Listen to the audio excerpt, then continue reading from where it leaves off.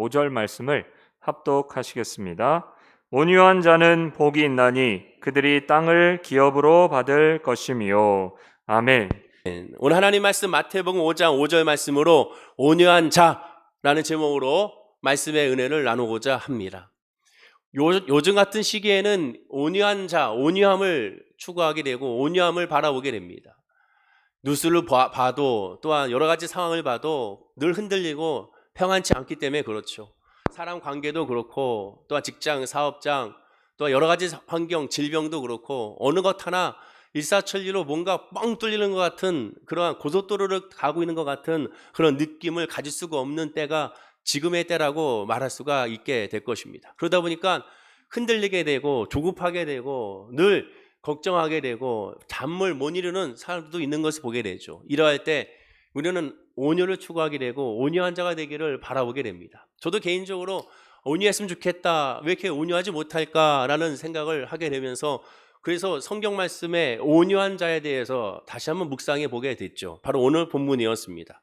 그런데 온유를 묵상하다 보니까 온유가 뭔지를 좀 더 정의를 확인해 봐야겠습니다.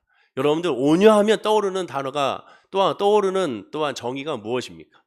국어사전을 보면 온유라고 하면 이렇게 말하죠. 크게 두 가지를 의미하는데 첫째는 사람의 표정이나 성질이 온화하고 부드러움을 말합니다. 사람의 표정이나 성질이 온화하고 부드럽다. 그렇다면 보통 이렇게 말할 때 우리는 뭐로 연결됩니까? 착하다라고 말하죠. 착한 사람, 그게 바로 부드러운 사람, 착한 사람, 온화한 사람, 착한 사람, 표정도 또한 얼굴 봐도 아름다운 사람, 이렇게 연결이 되죠. 그래서 국어사전적인 첫째 의미는 바로 이 온유라는 것은 착한 사람이라는 것을 알게 됩니다. 두 번째는 이 사전의 의미를 보면 온유하다는 것은 겸손과 동의어로 사용되고 있음을 확인할 수가 있었습니다. 그럼 겸손이 뭡니까? 겸손의 정의도 알아야죠. 겸손은 남을 높이고 자기의 몸을 낮추는 것이 겸손임을 알게 됩니다. 그러니까 이 온유라는 것은 온화하고 부드러운 것, 그 온화하고 부드러움은 결국 상대방과의 관계 가운데도 늘 자기를 낮추는 겸손과 연결됨을 우리가 알게 되고 또한 우리는 이렇게 겸손한 사람은 또 착하다라고 말하게 되죠. 자, 그래서 이제는 국어사전적인 온유를 살펴봤는데 그러면 이 온유가 과연 성경에서 말하는 헬라어적인 원어도 맞는가를 한번 점검해 봐야겠죠. 그래서 헬라어로 찾아봤습니다. 온유한 단어를 사용하는 것이 형용사로는 프라우스, 명사로는 프라우테스라는 단어를 사용하고 있더라고요. 이 뜻은 온화라는 뜻입니다. 그리고 놀랍게도 이 온화라는 뜻은 구약을 헬라어로 즉 번역한 70인 역에서는 이 온유를 즉 구약에 있는 온유라는 단어를 다 이 프라우스라는 단어로 총 12번 번역했음을 확인할 수가 있었습니다. 자, 그러면 다시 그러면 히브리어의 온유는 뭘까를 또 찾아보게 되죠. 그래서 찾아봤더니 히브리어의 온유는 안압을 하는 단어를 사용하고 있었습니다. 겸손이라는 뜻인데 원뜻은 괴롭히다, 고통과 굴욕 속에서 겸손히 참아내는 인격을 말하고 있습니다. 그게 안압입니다. 그래서 이 안압을 하는 것은 겸손히 행하다, 비천해지다, 낮아지다, 굴복하다 여러 가지 의미가 있었고 이 아나라는 단어에서 파생되는 것을 확인할 수 있었고 이 아나라는 단어는 결국 겸손하다, 가난하다, 고뇌에 차다는 단어로 또 연결되어 있었습니다. 정리하면 온유라는 단어는 겸손과 연결이 되고 온유라는 단어는 괴로움과 가난과 고뇌와 비천함과 연관된 단어라는 것을 알 수가 있었습니다.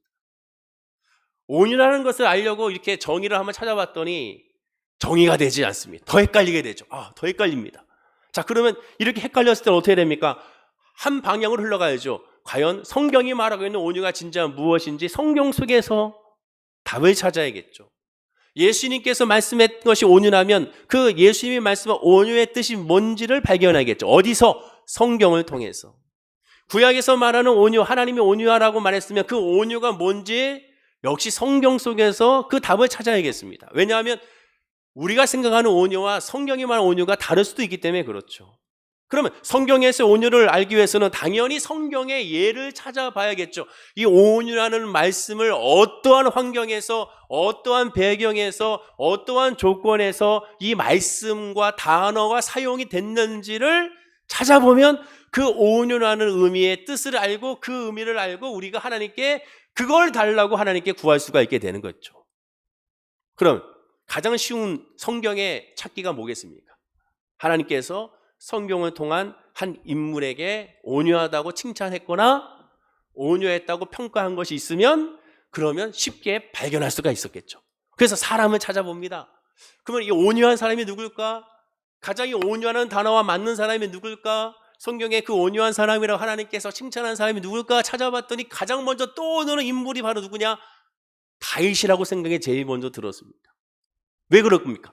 다윗 왕은 우리가 잘 알다시피 자기를 죽이는 사울 왕을 2번이나 죽일 수 있는 기회가 있음에도 용서해 주게 되죠.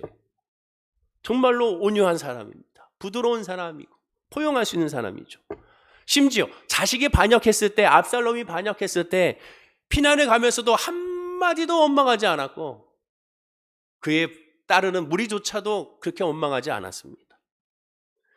또한 시편의 고백을 보면 밤마다 침상을 눈물로 적시면서 그의 표현대로 골수의 진액이 마를 정도로 힘들고 어렵다고 고백을 했을 정도의 아픔이 있었지만 그 모든 상황을 유연하게 대처해 갔습니다. 다윗만큼 온유한 사람이 없는 것 같아요. 남 탓하지 않았어요. 성경 보십시오. 남을 탓한 적이 없어요. 오직 하나님, 오직 하나님의 은혜, 오직 하나님의 힘, 오직 하나님의 능력, 오직 하나님의 보호, 이것만 바랬죠. 이만한 온유한 사람이 있겠습니까? 우리가 생각하는 그 온유의 정의를 생각하면 온유야말로 다윗에게 적용할 수 있는 사람이죠. 그런데 성경을 아무리 찾아봐도 하나님은 다윗에게 온유하다라고 말씀한 적도 없고 다윗에 대한 평가를 기록한 선지자나 또한 성경의 기록자들이 다윗을 향하여 온유했다는 표현도 찾아볼 수가 없었습니다. 의외로 다른 사람에게서 이 온유하는 단어를 사용하고 있고 칭찬하고 있는 것을 발견하게 되죠. 그러면 그 다른 사람이 누군가? 바로 모세입니다. 모세, 예상 밖의 인물입니다. 하나님은 모세를 향하여 온유한 사람이라고 칭찬하고 있습니다. 어느 정도 칭찬했느냐? 민수기 12장 3절에 보면 이 사람 모세는 온유함이 지면의 모든 사람보다 승하다. 모세같이 온유한 사람이 이 세상 어느 누구도 없다라는 거잖아요. 근데 여러분, 모세가 우리가 생각하는 온유한 사람일까? 이해가 안 되죠. 물음표가 생깁니다. 왜? 모세는 다혈질이잖아요. 성질이 급하고 그리고 감정적으로 늘 일을 처리했던 사람입니다. 온유라는 단어가 히브리어로 아나브라고 그랬죠. 온화하다, 겸손하다, 비천하다, 가난하다는 뜻인데 이 단어를 모세에게 그대로 사용했습니다.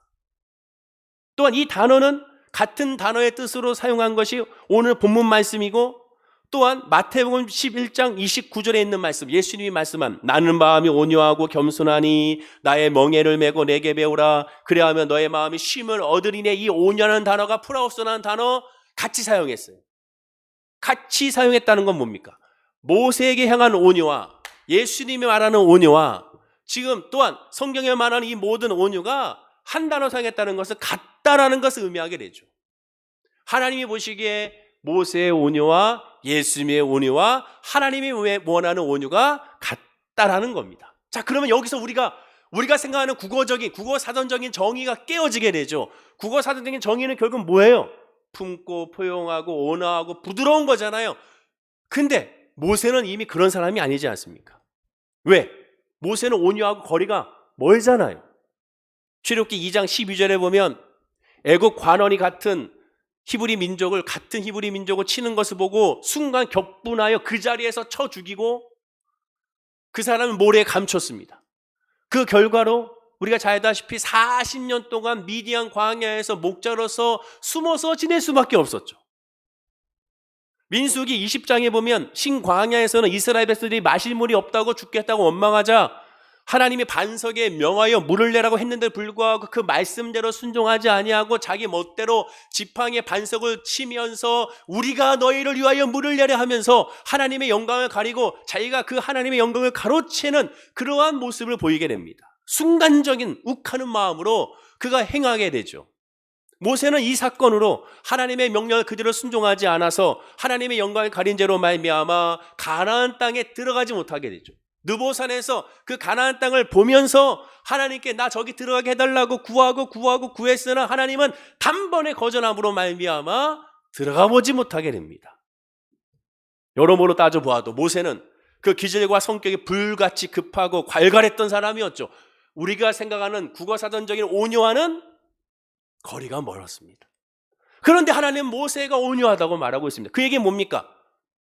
예수님은 나의 온유함을 배우라고 했는데 그 온유 같은 단어 사용했습니다. 그럼 그 이야기는 뭐예요? 우리가 생각하는 온유, 도덕적인 온유가 하나님이 말씀하고 있는 온유하고는 다르다는 거죠.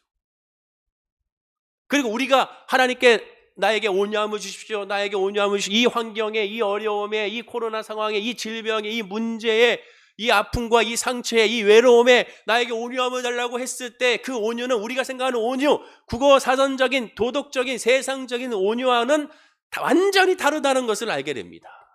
그럼 그 온유가 뭘까? 하나님 원하시는 온유가 뭘까?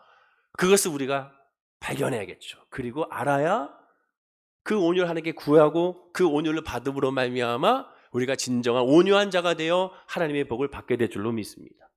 자, 그러면 오늘 말씀을 통하여 그 은혜를 한번 알려고 하는데, 그럼 온유가 뭘까요? 성경적인 온유가 크게 두 가지입니다. 첫째, 온유의 의미는 하나님의 뜻대로 순종하는 것이 온유예요. 본문에서 온유를 번역한 헬라의 원어 이 프라우스라는 단어는 그 단어의 뜻이 굉장히 흥미롭습니다. 본래 이 헬라라는 것은 그 상황에 맞는 단어와 뜻이 늘 있기 때문에 그 단어가 계속 생성이 되는 그러한 단어의 특징이 있는데, 이 헬라 원어 이 프라우스도 바로 이와 같습니다. 우리가 생각하는 사랑이라는 단어도 헬라어는 그 사랑의 종류에 따라서 그 단어가 다 다르게 사용하잖아요. 마찬가지예요. 이 단어의 원어 이 프라우스의 온유는 그 원어의 뜻이 이러한 능력의 뜻이 있습니다. 즉 처음부터 힘이 없어 약한 것을 말하는 것이 아니라 오히려 생기와 활력이 넘치도록 강하지만 그 힘을 정신적으로나 물질적으로 절제할 수 있는 능력을 온유라고 표현합니다. 쉽게 얘기하면 폭풍아 막 몰아치던 바다가 혹독한 비바람이 그치고 언제 그랬는데 태양이 딱 떠오르는 평안한 상태가 온유라는 거예요. 어저께 그랬잖아요. 어저께 오전 내내 막 비가 오다가 갑자기 오후에 해가 쫙 떴는 것을 보게 됩니다. 바로 그런 상태예요. 또는 길길이 날뛰던 야생마가 주인의 조련으로 온수해진 상태를 말합니다. 언제든지 뛸 수 있는 능력이 있어요. 언제든지 비가 올 수 있는 하늘입니다. 그러나 그렇지 아니하고 멈추는 것을 말하게 되죠. 늘 통제하에. 말하자면 하나님의 뜻대로의 온유는 처음부터 항상 조용하고 침착하고 부드러운 사람이 아닙니다. 여전히 그 속에서는 열정과 힘이 흘러넘치고 심지어 분노가 끓어오르지만 유효 적절하게 통제를 받고 있는 상태가 온유입니다. 누구의 하나님의 뜻대로 하나님 앞에 순종한 상태에서 통제라는 것이죠. 무조건 꾹꾹 눌러 참고 겉으로 전혀 내색하지 않는 것이 온유가 아닙니다. 속과 겉이 다루는 것이 온유가 아니에요. 예를 들어 포커페이스라는 말이 있죠. 사진과 같이. 포커페이스라는 건 뭐예요? 포커 노름을 할 때 상대가 무슨 패를 쥐고 있는지 짐작도 못할 정도로 겉으로 감정 표시가 드러내지 않는 가면과 같은 얼굴이죠. 속과 겉과 속이 완전히 다른 그런 모습이 바로 포커페이스의 모습이죠. 도대체 저 사람의 속마음을 알 수가 없어. 겉은 늘 한결같은 모습. 근데 성경 말하는 온유가 그게 아닙니다. 첫 번째 이 온유의 의미는 그러므로 하나님의 뜻대로 주 안에서 사랑해야 할 때는 사랑해야 됩니다. 하나님의 뜻대로 주 안에서 친절해야 할 때는 친절해야 돼요. 하나님의 뜻대로 주 안에서 섬겨할 때는 섬깁니다. 하나님의 뜻대로 주 안에서 웃어할 때는 웃는 거예요. 그러나 화를 낼 때는 화를 내야 되고, 징계할 때는 징계해야 되고, 견책할 때는 견책해야 되며, 내쳐야 될 때는 내쳐야 되고, 거절해야 될 때는 거절하는 것이 온유입니다. 가장 중요한 것은 화를 내지 말아야 할 때는 절대 화를 내지 아니하고, 정작 화를 내야 할 때는 반드시 화를 내야 되는데 오히려 우리는 그 반대로 하고 있고 있지 않은가. 예수님은 마태복음 11장 29절에 나는 마음이 온유하고 이 온유하고 겸손한 나의 멍에를 메고 내게 배우라고 말씀하고 있습니다. 예수님은 어떻게 행했길래 예수님의 모습을 온유를 배우라고 했을까? 예수님 보십시오. 예수님이 항상 부드럽고 유연하며 모든 사람을 포용합니까? 네, 당연하죠. 그러나 다 그랬습니까? 안 그랬어요. 예수님은 사랑의 하나님이신데, 아니 하나님의 사랑이라면서 왜 하나님은 다 포용하지 않습니까? 다 포용하지 않았어요. 예수님께서 수많은 사람들, 나에게 오는 모든 사람들을 다 질병을 일일이 안수하여 치료해 줬습니다. 귀신 들린 자를 고쳐줬어요. 그러나 그렇게 하지 않을 때도 있습니다. 수많은 사람들이 예수님께 몰려왔어요. 제자들이 예수님께 가서 지금 예수를 만나려고 수많은 사람들이 오고 있습니다. 기다리고 있습니다. 아픈 사람, 귀신 들린 사람, 예수님의 말씀 듣고자 하는 사람이 많이 모여 있습니다. 그런데 예수님이 뭐라 합니까? 거절하고 배를 타고 건너가자고 말하고 있습니다. 그들을 외면한 거예요. 아니, 하나님 그럴 수 있습니까? 예수님이 사랑이라면서요. 우리가 지금 왔는데 왜 우리를 버리고 다른 마을로 가십니까? 그런데 주님은 가십니다. 가요. 예수님은 성전 마당에 사진과 같이 가득 찬 환전상과 장사치들을 만인이 기도하는 집을 강도의 궁열로 소굴로 바꾸었다 호통을 치면서 내쫓았습니다. 채찍을 만드셔서 그를 내쫓았어요. 아니, 하나님은 사랑이 많다면서 어떻게 내쫓을 수가 있습니까? 오시자마자, 들어가시자마자 바로 상을 업고 그들을 내쫓았어요. 우리가 생각하는 온유한 사람이라면 가서 앉혀놓고 타일리면서 이러면 되겠습니까? 당신은 종교 두두자잖아요. 여기 성전이지 않습니까? 이 하나님의 성전에서 이렇게 똥과 오줌과 동물들이 이렇게 있으면 되겠습니까? 저 불쌍한 사람들에게 돈을 많이 받아서 착복하면 되겠습니까? 이렇게 설득하지 않았습니다. 들어가시자마자 바로 채찍을 드시면서 그들을 쫓아내셨어요. 형식적인 제사를 드리고 율법의 문자적 계명에 치중하던 이슬로만 주여주면하고 있는 그 중유대 종교 지도를 향하여 예수님은 독사의 자식들아 라고 외치면서 욕을 하면서 그들을 쫓아냈습니다. 아니, 주님이 어떻게 욕을 할 수 있습니까? 그 거룩한 입에서 어떻게 욕을 할 수 있습니까? 그래, 예수님은 욕을 하셨다니까. 독사의 자식들아. 회개치 않는 예루살렘 백성들과 도성들을 보고서 차라리 소돔과 고모라 때가 지금보다 나았다라고 애통하셨습니다. 그들에게 소돔과 고모라보다 낫다고 하면서 그들에겐 또한 하나의 욕이죠. 반면에 예수님은 죽은 나사로의 무덤 앞에서 사진과 같이 죽은 나사로의 무덤 앞에서 죄와 죽음과 사단의 권세 안에 묶여있는 인간들의 처지가 안타까워 통분하면서 우셨습니다. 율법대로 하면 그 자리에서 돌로 쳐 죽임을 당해야 될 현장에서 가늠하다 잡혀온 여인에게 다시는 너를 정죄하지 않겠다고 예수님은 그 여인을 용서해 줬습니다. 남편이 5이나 있었고 지금도 어떤 젊은 남자와 사는지 잘 알지 못하는 수가성의 사마리아 여인에게는 내가 더 이상 목마르지 않냐는 생수를 준다고 말씀하시면서 이 물을 먹는 자는 목마르지 않아 영생을 얻는다고 말씀하시면서 그에 묶여 있었던 모든 수치와 굴욕과 죄를 다 해방시켜 줬습니다. 예수님의 온유는 뭡니까? 사람들이 정죄하는 자를 정죄하지 아니하고 사람들에게 칭찬받는 유대 종교자들을 정죄하는 것이 예수님의 온유였습니다. 화를 내야 될 때는 화를 내고 아닐 때는 아닌 것이 온유라는 거예요. 뭐 안에서? 하나님의 뜻 안에서. 예수님은 처음부터 끝까지 자기 뜻대로 하지 않았어요. 예수님조차도 내 뜻대로 했다고 한마디도 하지 않았어요. 모두 다 하나님 뜻대로 행했다고 말합니다. 예수님은 이렇게 말하죠. 마태복음 7장 21절에 나더러 주여 주여 하는 자마다 다 천국에 들어갈 것이 아니요 다만 하늘에 계신 내 아버지의 뜻대로 행하는 자라고 말합니다. 아버지의 뜻대로 다 행하는, 예수님조차도 아버지의 뜻대로 행했다고 말합니다. 이게 온유예요. 예수님 십자가에서 죽으시기 전날 밤에도 겟세마네 동산에서 기도했지 않습니까? 아버지여 내 뜻대로 마옵시고 아버지의 뜻대로 하옵소서. 예수님은 하나님이십니다. 그런데 메시아인데도 불구하고 자기 뜻대로 행하는 것이 아니라 하나님 아버지의 뜻대로 행해달라고 구합니다. 이것이 예수님의 온유입니다. 이게 온유예요. 우리가 배워야 될 것이 온유고 모세가 하나님께 칭찬한 그 온유가 바로 이 온유입니다. 자, 그러면 모세가 이처럼 하나님의 뜻대로 행했는지 안 했는지를 성경을 통하여 우리가 확인해 봐야겠죠. 진짜 그랬기 때문에 온유라고 하나님 칭찬했는지를 살펴봐야겠죠. 민수기 12장에 하나님은 모세를 온유하다고 칭찬했어요. 그러면 그 칭찬한 구절만 딱 보는 것이 아니라 그 내용을 전체적으로 파악을 해야죠. 왜 이 말씀이 나왔고 정말로 그 온유가 그 온유인지를 파악해 봐야겠죠.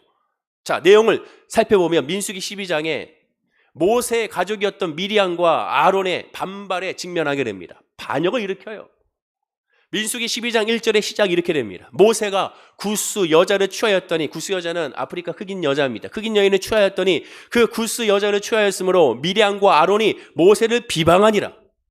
구스 여자를 취했으니, 이방 여인을 취했으니 비방하고 있습니다. 그것도 가족인 형과 누이가. 이어지는 2절에 보면 이렇게 말하죠. 그들이 이르되, 미리암과 아론이죠. 여호와께서 모세와만 말씀하셨느냐 우리와도 말씀하지 아니하였느냐 하며 여호와께서 이 말을 들으셨더라라고 말합니다. 그들이 비방하는 이유를 정확하게 이제 알 수가 있습니다. 미디안과 아론이 모세를 비방했는데 그 이유가 단순하게 구스 여자를 취했기 때문에 그런 것이 아님을 핑계임을 우리가 알 수가 있죠. 진짜 이유는 이전에 여호와께서 모세와만 말씀하셨느냐 우리와도 말씀하지 않았느냐 시기와 질투하고 있습니다. 모세 너만 지도자야? 우리도 하나님과 교제하고 하나님도 나에게도 말씀하시는 나도 너와 같은 영적 지도자야. 나도 너의 위치에 있는 사람이야. 그 자리를 시기하고 질투하고 그 관계를 시기하고 질투하고 있는 것을 보게 되죠. 미리암과 아론이 누굽니까? 가족이에요. 모세의 누유 형입니다. 가장 사랑하고 가장 포용하고 이해해주고 격려해주고 박수 쳐주고 도와줘야 될 존재죠. 그런데도 불구하고 그들이 시기와 질투로 모세를 비방하고 있습니다. 그러자 하나님은 모세는 온유한 자인데 함부로 비방하지 말라고 하면서 모세 온유에 대해서 설명해 주고 있습니다. 그것이 이어지는 3절과 6절과 8절이에요. 먼저 3절에 보면 이 사람 모세는 온유함이 지면의 모든 사람보다 더하다. 최고의 칭찬이죠. 그러면서 모세의 온유를 설명합니다. 6절과 8절에 너희 중에 선지자가 있으면 나 여호와가 이상으로 나를 그에게 알리기도 하고 꿈으로 그와 말하기도 하거니와. 잘 들으셔야 됩니다. 다시 읽어드릴게요. 잘 보십시오. 너희 중에 선지자가 있으면 나 여호와가 이상으로 나를 그에게 알리기도 하고 꿈으로 그와 말하기도 하거니와 내 종 모세와는 그렇지 아니하다. 그는 나의 온 집에 충성됨이라. 그와는 내가 대면하여 명백히 말하고 은밀한 말로 아니하며 그는 또 여호와의 형상을 보이겠거늘 너희가 어찌하여 내 종 모세 비방하기를 두려워 아니하느냐. 무슨 얘기예요? 한마디로 모세는 나의 온 집에 충성된 사람이다. 모세는 내 앞에 충성된 사람이야. 모세는 미리암과 아론 너희하고는 달라. 모세는 내 말에 늘 충성하고 내 말에 늘 순종하고 내 앞에 있는 자이기 때문에 나는 이 모세를 직접 대면한다. 아론과 미리암은 계시로 통하여 즉 건너서 천사를 통하여 주시던가 꿈을 통하여 주시던가 기로한 환상과 계시를 통하여 주시지만 모세는 그런 것이 아니라 직접적으로 바로 만나고 그와 함께 대화하는 존재라는 거죠. 그러면서 말하기를 모세는 충성됐기 때문이라고 말합니다. 나의 온 집에 충성된 존재다. 그러면서 모세의 비방하기를 두려워해야 된다고 말합니다. 모세는 늘 하나님 앞에 있는 사람이고 늘 하나님이 원하시는 대로 행동했던 사람이라는 거예요. 물론 모세가 범죄한 적이 있죠. 그러나 바로 그때마다 징계를 받았지 않습니까? 모세는 그러한 충성이 하나님 앞에 온유한 사람이라 말하고 그 온유의 최고의 절정을 성경은 분명히 이렇게 말합니다. 출애굽기 32장 15절과 20절에 이러한 때가 있었죠. 모세가 돌이켜 산에서 내려오는데 증거의 두 판이 그 손에 있고 그 판의 양면 이편 저편에 글자가 있으니 그 판은 하나님이 만드신 것이요 글자는 하나님이 새긴 것이라. 모세가 하나님의 산에서 십계명을 받아오는데 그 십계명을 하나님이 직접 만드시고 직접 그것을 쓰셔서 모세에게 주셨다고 말합니다. 그 십계명 판을 들고 있는데 여호수아가 백성의 떠듦을 듣고 모세에게 말하되 진중에서 싸우는 소리가 나나이다. 모세가 가로되 이는 승전가가 아니요 패하여 부르짖는 소리도 아니라 나의 듣기에는 노래하는 소리로다 하고 진에 가까이 이르러 송아지와 그 춤추는 것을 보고 대노하여 손에서 그 판들을 산 아래로 던져 깨트리니라. 모세가 그들이 만든 송아지를 가져 불살라 부수어 가루로 만들어 물에 뿌려 이스라엘 자손에게 마시오니라. 모세는 하나님께 십계명을 직접 받아왔습니다. 하나님 직접 만드시고 직접 손수 쓰신 거예요. 하나님이 직접 주신 거예요. 근데 그것을 가지고 내려왔을 때 이 사람의 우상 숭배하자 그 모습을 보고 어떻게 했습니까? 이 십계명 판을 던져버렸어요. 그들 향해 던져서 깨트려 버렸습니다. 이게 말이 됩니까? 하나님이 직접 만들어 주신 거예요. 오늘날 따지면 대통령이 한때 대통령 시계가 유행했잖아요. 대통령 시계를 줬어요. 그것도 손목 시계가 아니라 벽걸이 시계를 줬습니다. 그거 가지고 기분 좋아서 집에 이제 아이들한테 보여주고 하려고 했는데 집안에 난리가 나니까 화가 나니까 그냥 던져서 깨트린 거와 똑같아요. 아니 그 이상이죠. 그러면 그 준 사람의 마음은 어떻겠습니까? 그런 놀랍게도 하나님은 이 모세 행동에 대해서 아무 말씀이 없습니다. 너 왜 그렇게 했어? 야, 내가 이렇게 만들어주고 내가 직접 써서 줬는데 너 그걸로 순간은 감정으로 막 욱하가지고 화가 나가지고 그 던져가 깨트릴 수 있어? 너 그럴 수 있어? 하나님은 그렇게 말씀하지 않았습니다. 두 판을 던져 깨트리고 우상의 불탄가루로 물에 타 마시게 하고 우상 앞에서 춤추던 자 3,000명을 다 죽여버렸습니다. 그러나 이 모든 것에 대해서 하나님은 가만히 계시죠. 오히려 하나님은 용납하시고 그에게 지시하시죠. 무슨 뜻입니까? 그 분노는 하나님의 분노예요. 하나님의 뜻에 맞는 합당한 모습이었다는 거예요. 그게 온유의 절정입니다. 모세는 이 일이 있기 전에 40일간 거룩한 하나님을 직접 대면했어요. 성령 충만한 사람이었습니다. 성령 충만이 뭐예요? 주의 뜻대로 행하는 거죠. 성령 충만이 뭡니까? 하나님의 말씀에 아멘하는 거죠. 내 뜻과 반대여도 옳습니다라고 순종하는 겁니다. 눈에 보이지 않고 귀에 들리지 않고 소리 잡히지 않아도 할렐루야 아멘이 그게 순종이죠. 그게 성령 충만이죠. 반드시 분노를 터뜨려야 할 때 무조건 참는 것은 온유가 아니라 비겁한 것이죠. 성령 충만한 사람은 바로 하나님의 뜻 안에서 행하는 존재입니다. 자, 비교해 볼까요? 모세가 온유하지 못했을 때가 있었습니다. 하나님 뜻에 순종하지 못할 때가 있었어요. 그때 모세를 보십시오. 모세가 애국 관원을 쳐 죽일 때입니다. 성경은 이렇게 표현하죠. 출애굽기 2장 12절에 좌우를 살펴 사람이 없음을 보고 그 애굽 사람을 쳐 죽여 모래 속에 감추리라. 온유하지 못할 때는 좌우를 살펴 사람을 없음을 봅니다. 우리가 성령 충만하지 못하고 하나님 말씀에 순종하지 않을 때는 좌우를 살펴요. 사람을 살핍니다. 사람의 눈치를 보죠. 무엇이든지 하든지 늘 사람의 눈치를 봅니다. 말은 하나님의 눈치를 본다. 하나님께 예배하고 기도한다 하지만 결국 사람의 눈치를 봅니다. 가능성을 볼 때도 사람의 경력과 계획과 인맥의 가능성을 보죠. 하나님이 아닙니다. 하나님이 아닙니다. 그때는 모세는 온유한 자가 아니었습니다. 근데 온유한 자가 됐을 때 어떻게 했습니까? 십계명의 두 판을 깨뜨릴 때 망설이지 않습니다. 던질 때 여호수아가 모세요, 이건 하나님 주신 십계명입니다. 이거 말고 돌을 던지시 차라리. 그런 게 아니에요. 눈치 보지 않습니다. 하나님의 말씀과 하나님의 입장에서 세상의 반대, 상식의 반대 모습을 보인다 하더라도 주님께서 원하시면 행하는 거죠. 주님의 뜻이면 아멘하는 겁니다. 당장 눈에 열매가 보이지 않아도 아멘하고 나가는 거예요. 당장 손해가 있어도 아멘하고 나가는 거예요. 그게 하나님 앞에 온유입니다. 문제는 우리가 과연 그렇게 하고 있는가? 주의 말씀 가운데 그러한 믿음의 모습을 보이고 있는가? 우리가 한번 살펴봐야죠. 그리고 그 믿음은 달라고 하나님께 구해야 되는 겁니다. 하나님, 나에게 주의 말씀에 순종할 수 있는 온유를 주시옵소서. 세상의 온유가 아닌 이게 하나님의 온유입니다. 따라서 온유의 첫 번째 의미는 하나님의 뜻대로 순종하는 거예요. 그러면 두 번째는 뭡니까? 온유의 의미는 뭡니까? 나는 비천한 존재임을 깨달아 기도하는 것이 온유입니다. 민수기 12장으로 다시 돌아가 봅시다. 과연 진짜 그런지. 민수기 12장에서 미리암과 아론이 모세를 비방했다고 말씀을 드렸어요. 그런데 놀라운 것이 있습니다. 한번 말씀을 잘 보면 미리암과 아론이 모세를 이렇게 비방할 때 모세는 아무런 행동을 취하고 있지 않습니다. 분노했거나 안타까워했거나 그럴 리가 없다던가 아니라고 미리암과 누이 앉혀놓고 설득하고 달래고 설명하고 하지 않았습니다. 철저하게 뭐 했습니까? 침묵만 합니다. 그리고 민수기 1장 2절에서 이러한 일이 있고 나서 바로 3장에 이 사람 모세는 온유함이 지면에 모르는 사람보다 더하더라 하나님이 말씀하고 있습니다. 모세는 침묵합니다. 하나님이 말씀하고 있습니다. 이어지는 말씀 4절에 보십시오. 여호와께서 갑자기 모세와 아론과 미리암에게 이르시되, 모세는 침묵합니다.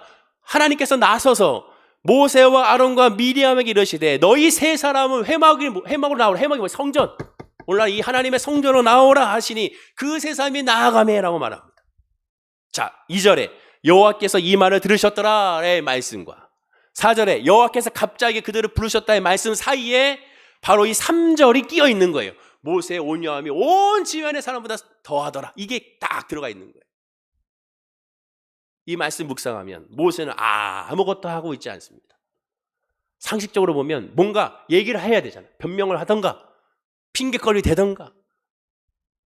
우리는 그런 얘기 들으면 어떻습니까? 심지어 친한 사람한테 그런 얘기를 들으면 다가가서 말하고 있지 않습니까? 아니야 오해한 거야. 아니야. 또는 내 사랑하는 사람, 나를 의견을 늘 존중하고 들어준 사람에게 달려가서 얘기하려고 하지 않습니까? 내가 이런 일 겪었어 세상에. 근데 모세는 아무런 조치를 취하고 있지 않습니다. 그럼 온유는 뭐 했을까요? 이게 두 번째 핵심이죠. 모세는 오직 기도했습니다. 아이 무슨 소리예요 목사님? 무슨 모세가 기도했습니까? 성경을 잘 봐야죠. 성경을 봐야죠. 성경이 놀라운 말씀이에요. 그래서 우리가 성경을 얼마나 잘 묵상하지 않는지 여기서 알 수가 있죠. 묵상하더라도 얼마나 자세하게 정말 돋보기를 가지고 보듯이 하나님께 성령의 돋보기로 봐야 됩니다. 자, 민수기 12장의 앞장인 민수기 11장의 시작은 이스라엘 백성들 전체가 하나님과 모세를 원망하는 것이 시작이 됩니다. 어떻게 시작합니까? 민수기 11장 1절과 2절에 여호와께서 들으시기에 백성이 악한 말로 원망하며 여호와께서 들으시고 진노하사 여호와의 불을 그들 중에 붙여서 진영 끝을 사르게 하시매 백성이 모세에게 부르짖음으로 모세가 여호와께 기도하니 불이 꺼졌더라 라고 말합니다. 모세가 여호와께 기도하니 불이 꺼졌더라 라고 말하고 있어요. 이스라엘 백성들이 모세에게 원망합니다. 그러나 모세는 이스라엘 백성들을 대놓고 한마디도 하지 않습니다. 민수기 12장에 모세의 가족인 미디안과 아론이 모세를 비방합니다. 역시 모세는 그들에게 한마디도 하지 않습니다. 민수기 16장에서도 아주 정말 심각한 반역이 일어납니다. 민수기 16장 1절과 2절의 시작은 레위의 증손 고아스의 손자 이스라엘의 아들 고라와 르우벤 자손 엘리압의 아들 다단과 아비람과 벨레스의 아들 온이 당을 짓고 이스라엘 자손 총회에서 택함을 받은 자 곧 회중 가운데에서 이름 있는 지휘관 250명과 함께 일어나서 모세를 거스리니라. 아주 심각한 일이 일어나게 되죠. 심지어 이어지는 3절에 그들이 모여서 모세와 아론을 거슬러 그들에게 이르되 너희가 분수에 지나도다 회중이 다 각각 거룩하고 여호와께서도 그들 중에 계시거늘 너희가 어찌하여 여호와의 총회 위에 스스로 높이느냐 하면서 비방하고 있습니다. 자, 그럼 모세의 반응은 바로 이어지는 이 3절 다음 말씀이죠. 4절에 모세의 반응이 나옵니다. 아주 짧은 구절, 제일 짧아요. 성경에서 제가 생각해 성경 제일 짧지 않을까. 뭐라고 합니까? 모세가 듣고 엎드렸다가. 이제 말씀 준비할 때 이 구절이 계속 맴돌아요. 모세가 듣고 화냈다가 합니다. 모세가 듣고 창을 뽑았다가 합니다. 모세가 듣고 그들을 향하여 원망했다가 아니에요. 모세가 듣고 엎드렸다. 저는 그렇게 못할 것 같아요. 난 그런 얘기 들으면 그냥 당장 전화하고 막 찾아가고 막. 여러분도 어떻습니까? 근데 모세는 듣고 엎드립니다. 엎드리는 게 뭐예요? 바우다운이잖아. 바라크라 히브리어로. 그게 뭡니까? 예배하는 거예요. 하나님께 기도하는 거예요. 그럼 언제까지 엎드립니까? 이어지는 5절이죠. 고라와 그의 모든 무리에게 말하 이르되 아침에 여호와께서 자기에게 속한 자가 누구인지 거룩한 자가 누구인지 보이시고 누구에게? 모세에게. 그 사람을 자기에게 가까이 나오게 하시되 곧 그가 택하신 자를 자기에게 가까이 나오게 하시리니 아침에 여호와께서. 모세는 아침까지 기도했어. 엎드려. 듣고 바로 엎드립니다. 모세는 밤새도록 하나님께 엎드려 기도합니다. 자, 정리합니다. 민수기 11장에서 온 이스라엘 백성들이 원망할 때 모세는 뭐 했습니까? 기도했습니다. 민수기 12장에서 모세의 가족인 미디안과 아론이 모세를 비방할 때 모세는 기도했습니다. 민수기 16장에서 레위 자손들이 당을 짓고 모세를 치러할 때 모세는 기도했습니다. 바로 기도합니다. 바로. 다윗도 마찬가지잖아요. 다윗도 바로 하나님께 기도해요. 지난 시간에 주일날 말씀드렸어요. 사람에게 말하는 것이 아니에요. 바로 하나님께 엎드립니다. 얼마나 하고 싶은 말이 많겠어요. 얼마나 억울하겠어요. 얼마나 부르짖는 말이 많겠어요. 얼마나 호소하고 싶겠어요. 얼마나 찌라시를 돌려서 막 전단지를 돌려서 자기의 형편을 막 알리고 싶겠습니까? 그러나 모세는 그 모든 거 하고 싶은 말 다 누르고 하나님 앞에 아뢰입니다. 어떻게 아뢰습니까? 민수기 11장에서 모세가 하나님께 뭐라고 얘기합니까? 날 차라리 죽여달라. 날 죽여주세요. 날. 민수기 10장. 날 죽여주세요. 나 이스라엘 백성들을 저렇게 함께하기 너무 힘듭니다. 우리가 금요 예배 때 신명기 지금 민수기 말씀을 나누고 있는데 바로 자기가 차라리 죽여달라고 하지 않습니까? 나 너무 힘들어서 못하겠다. 저 이스라엘 백성을 내가 낳았습니까? 라고 말하고 있지 않습니까? 나 못하겠어요. 하나님 앞에만 쏟아내고 있습니다. 사람들한테 나 못하겠다고 얘기한 것이 아니에요. 내가 못해먹겠다. 나 이거 못하면, 나 아빠 노릇 못하면 어겠어, 나 엄마 노릇 못하겠어, 내가 사장 노릇 못하면, 내가 담임 목사 노릇 못하면 어겠어, 내가 이 권사와 장로 노릇 못하면 어겠어, 구역장 노릇 못하겠어. 이게 아니에요. 사람에게 말하는 것이 하나님 앞에 다 쏟아내고 있는 거예요. 하나님. 얼마나 사람에게 말하고 싶겠습니까? 왜? 인간의 본능은 사람에게 인정받고 싶고 사람에게 위로받고 싶은 것이 인간의 본능이지 않습니까?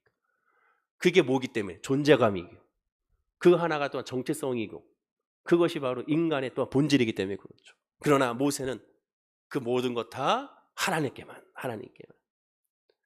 그때마다 그 누가 바로 맞상대하지 않았습니다. 오히려 이 모든 것을 여호와 하나님께 아뢰었어요. 그게 온유입니다. 그게 온유예요.